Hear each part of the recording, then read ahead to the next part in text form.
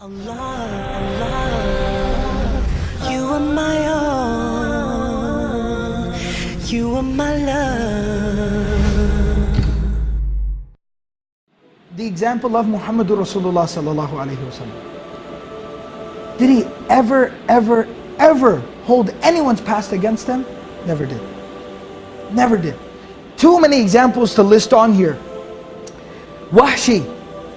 Wahshi is the man who assassinated the uncle of the Prophet ﷺ.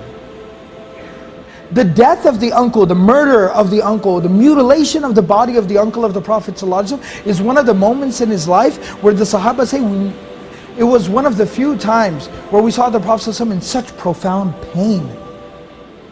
Like he was crying. He was so deeply hurt that when they came back into Medina, the Battle of Uhud, many Muslims had died on that day. And he could hear different family members crying when they were receiving the news of the death of their family member. The Prophet ﷺ started to cry as they were walking into Medina, and he started to say, today there is somebody crying for everyone who's died. But there's nobody crying for my uncle, because my uncle's own family was the one who did this to him. That's how much pain he felt. But the man who carried out the assassination, the hit on Hamza radiallahu anhu, Wahshi, not only does the Prophet ﷺ not hold a grudge against him, but the Prophet ﷺ is the one who is having letter after letter after letter sent to Wahshi. Tell Wahshi to become Muslim. Tell Wahshi to change his life. Tell Wahshi that he should accept Islam. Tell Wahshi that Allah will forgive him. That's how merciful the Prophet ﷺ was. That's how willing he was to overlook people's past. Hind, the woman who hired Wahshi to assassinate Hamza radiallahu anhu. And after he goes to her and he tells her the job is done, she goes down into the battlefield, she walks up to the dead body of Hamza lying there, she pulls out a dagger, she cuts his ears, his nose and his tongue out, strings them up and keeps them as a souvenir. This is a woman. She then takes the dagger, puts it in his body, rips his body open, pulls out his internal organs and mutilates his body.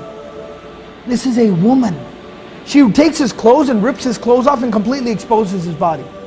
A woman who did this. That's how much he hated the Prophet ﷺ.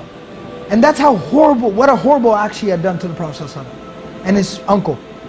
But on the day of Fatih Makkah, the Prophet ﷺ doesn't do anything to her. And when she comes to the Prophet ﷺ to accept Islam, ahlan wa sahlan, marhaban bikum. He welcomes her, gives her the shahada, allows her to become Hind radiallahu anha. A companion, a female companion of the Prophet ﷺ. And the stories go on and on of the killing of dozens of Muslims on the day of Uhud. All of these people, they were embraced with open arms. And they were made to be close to the Prophet ﷺ, and he accepted them as they were. And that's not all, those are people that did something against him, even people who were just bad people in society. The Prophet ﷺ embraced him with open arms.